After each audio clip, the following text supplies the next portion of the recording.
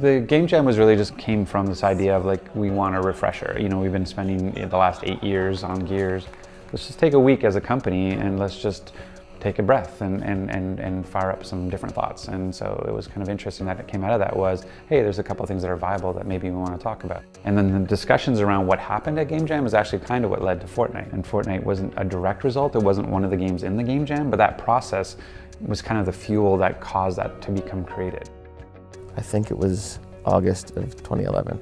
I was actually one of the first people to work with the very initial kernel of this team. It's a game that spawned directly from passion. This is just something that people wanted to build. We were just coming off of Gears, and we wanted to do something totally fresh with this one idea that we wanted to basically do like a building game. So we looked at a bunch of games for inspiration. We loved Terraria, we loved Minecraft. We thought these were really awesome games. We also had, interestingly enough, we had farming for a little while, where you would grow crops. We just thought let's do whatever. Let's see what feels right. I think a lot of other people have done versions of this, but like they've done just one aspect. Like they've done building really awesome, or they've done the shooting really awesome. But this is sort of the peanut butter and chocolate. And I think we're finally putting those two together to make the really awesome cup. I feel like this game is sort of in the zeitgeist. You know, other developers that we've shown this game to have come and said, you know, we were gonna make that game, and then we heard you were doing it, so we stopped. Or like, I've had that game in my head for the last 10 years and I couldn't convince, you know, our studio to build that game. I just think it was in the water. People want to build blanket forts, and the floor is lava, and you are playing hide and seek, and you are just playing in sort of the landscape of your brain and just going nuts. When you're doing a game jam game, you just experiment. You go all out. Whatever works, works. So the game was super rough. It was done in UE3, and basically you used whatever assets you could get. So Fortnite originally was a lot of Gears assets, stuff from UT. It was just whatever we could piece together really super fast and then get out there. It was a mess at first. When we started off, that was our comfort zone. We were, had just rolled off doing Gears for a really long time. When it started, it felt a little bit more like that sort of dark survival tone. Mm-hmm. So it was very foggy, it was very gray. Something in the vein of like Resident Evil. And then just one day we were like, we want to make this game quickly. We want to make this a game that looks good forever. We could probably do a whole lot more in a shorter amount of time if we went a little bit more cartoony and fun. We were doing ridiculous things like breaking down a wall with a stick. Trying to really do that in a realistic way would have required just insane horsepower. We tried it at first, but eventually we were like, we need to stylize this. We need to really embrace that this is a video game. When we decided that we were going to do the more cartoony art style, some of the company didn't get it at first because we just come off of Gears and it's like, what are you doing? That's not what we do. It took a while because we were like showing people our inner kid. It took us a long time to come up with that name, and that name was sort of just, in an email thread, someone said, how about Fortnite? Oh my God, that's it. It was just like an epiphany. And, it being an interesting spelling is just kind of the flavor of the game. It's just like, hey, we're trying to build worlds, not be approved by spell checkers. 2011 marks the 20th anniversary for Epic as a studio, and while we've been busy supporting Gears of War and Infinity Blade, we have something new in store for you. It's an entirely fresh and new experience we've been crafting here in our North Carolina studio, and you're not going to want to miss it. So live Saturday, Spike TV Video Game Awards, be there. We unveiled the game at the VGAs. We thought the game was going to be something else. We thought the game was going to be something that we were going to build super quick, and that it's going to be an action building game, and that's it. We're not going to do anything more complicated than that. We just want people to play it as soon as possible and move on. We don't regret going to the VGAs because it was really cool to say, hey, look what Epic's doing. Like, we're not building Gears. We're doing something that's totally off the wall, something you've never seen before. Yeah, I mean, I can't go into too much detail right now since we wanted to just have a little bit of a teaser out there, but I can tell you traditionally we make shooters, and shooting it's in there, but it's really not what the game's all about. It's really a game that is more about survival than anything else. But as soon as we started building deeper infrastructure of the game, We realized, that we need like deep itemization, we need progression, we need all the bibs and bops that make playing a game for a long, long time fun. We built shooters, we didn't build RPGs, and we realized, hey, this game is kind of an RPG. We kind of went back to the drawing board just a little bit and said, we need to do a whole lot more to make this game really fun and sticky and compelling. So we went out and we hired systems designers, people from the MMO world, and asked them, like, what would you do? Yeah, most of my career has been in online games. So I came in when we were making the switch over from UE3 to UE4. So when it was like, hey, we're going to take everything we know about action games and then we're going to put it together with building and some RPG elements. And I was like, well, sign me up, I'm in. Cliff in the organization was still giving feedback on every project that we had going on at the time. Cliff was around in the beginning of the project and really foster the peanut butter and chocolate of the beginning of it. So he saw that and he thought that was a pretty cool thing. He and I talked about that when I began, and he's like, I have a lot of, I think this is going to be a big concept, and like, we're going to need a lot of help to bring this one to market and get people excited about it.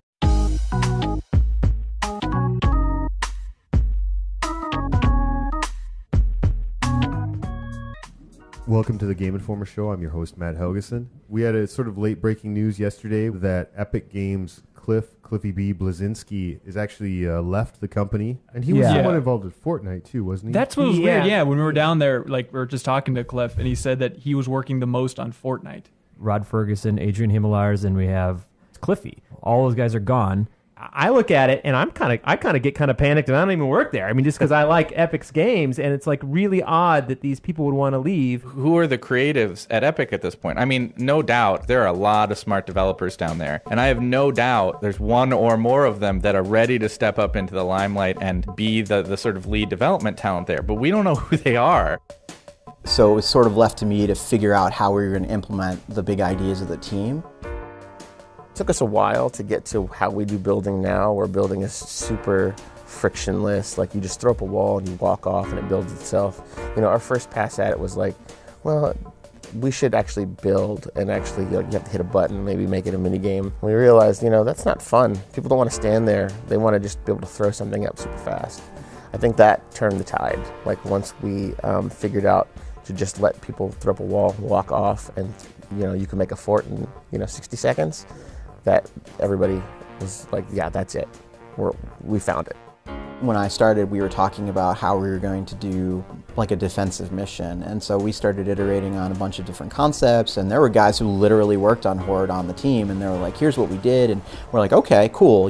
There were technological limits of how many things that they could do with Horde at that time. And so now it's like, well, we've got this huge environment with lots of building and building tools, so we can do this in a much bigger area. It has to be done dynamically in the Fortnite way, but there are designers in here that are looking forward to sort of expanding their old concept of that. The AI has to have a much greater command of the environment, because we let players remove whole buildings or build their own in a way that the old Horde mode didn't do. People were like, oh, we won't be able to do that. And it was like, well, what are we going to do in the game if we can't? At the beginning of the week, it'd be like, oh, this is impossible. And then by Friday afternoon, I'm looking at something that somebody has toiled away on all week and being like, wow, we have some really smart people. We wanted to do it, so we sort of have bit the bullet, and we have been working real hard to make sure that that's the case. Since Fortnite has a really wide sort of possibility space of things it can do, our general philosophy has been, building a toolkit that the players can interact with. And I feel like our game devs feel exactly the same way. We started off feeling like the game is sort of in this Fortnite version of the real world, where all of the things that we were making have a real world familiar counterpart. But as time went on, we were like, gosh, this is really fun. Like, what if we start adding something a little bit more out there, a little bit more zany? Well, what if we have progression here? Like, how do you take a sledgehammer that's like a great item to have in the game and make it cooler? I was like, well, I guess you could put some spikes on it, or what if you put a rocket engine on it and turn it into a sci-fi thing and make a rocket-powered sledgehammer? Because there were some questions even then, like maybe, is that the right direction? And then as soon as you put a laser field on an axe, and it was like, that's Fortnite, and we need to stay on that road. So time is our axis of how we fight scope creep. But we don't lose the sight of the ideas. We have like a wealth of them. We want everybody to be super creative.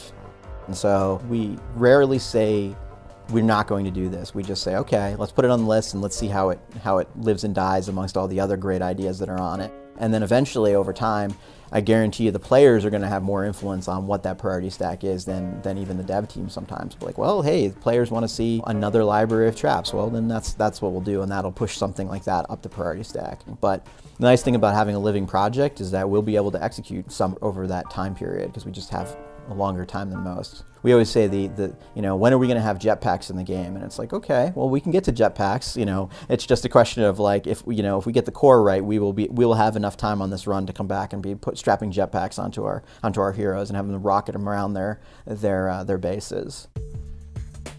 When people begin to understand that we have a lot of things that we can do in this universe and the gameplay provides a lot of cool stuff to do, that's when people get most excited, and we end up getting people to join the project, and then they add to the collective, and then we get huge. At Epic, you get to kind of pick where you want to go if you feel really strongly about it. And we have a lot of people on the team who are like, I want to work on Fortnite. Kept growing, as we had more requirements, we had to find more people. We need tons of assets because, everything in our world is destructible. And so we're going to need, TVs and couches and tables and, barn doors and, the entire spectrum of stuff there. And then, of course, we're building a very complicated, rich back-end system in ways that we've never done before at Epic. And so we've hired like an entire team that's just focused on that.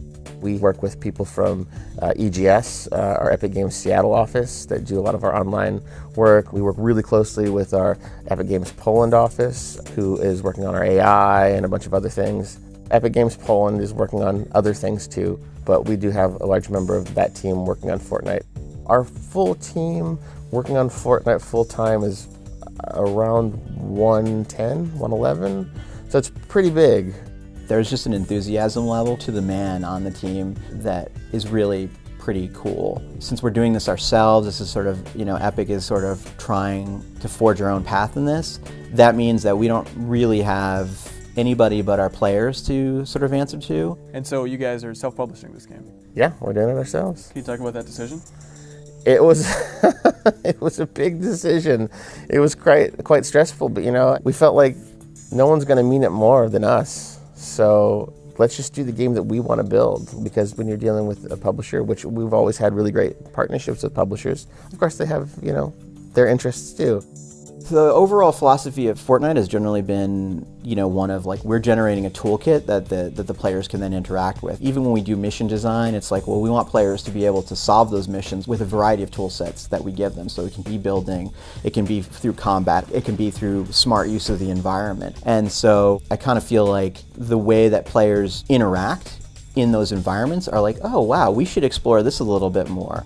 We've done a bunch of play tests. We brought players in here just for people to check it out. And then we've sort of gone out into the community. We held an event in Raleigh, actually, where we just said, hey, we walked around on the convention floor and we said, why don't you come in and try out Fortnite? So we've been doing a lot of that little guerrilla stuff where like we have something we want to show you. Because we're a bunch of gamers here, so everybody wants to make games for people to play. So the minute we can let a little bit of the steam out and say like, okay, we're going to go out and do a little guerrilla thing, get like 100 people in, play, get some feedback, see what people are excited about, we do. So that's been our secret plan. You can see some pretty cool stuff that comes out of the community interaction. So if we get a healthy and happy community from the word go, I will be ecstatic, because I think that's the seed of any great game.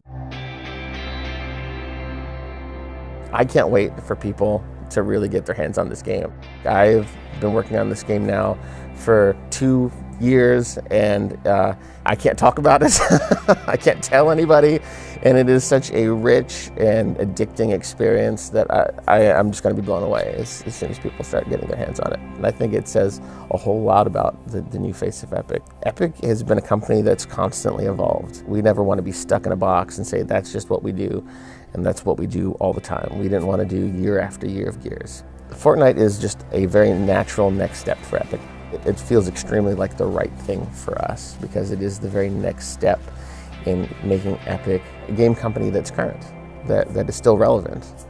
We're always going to change. We're always going to do new things. We're always going to change how we think and what we think based on what we're passionate about and what the players are passionate about. People will think that this was well worth the wait. that like the 2 years since we showed this game, what they're going to see now is the experience that they expected. You see the whip pulling up, it's like skirt. Dreams pulling up, I'm like skirt. I'm living my best life.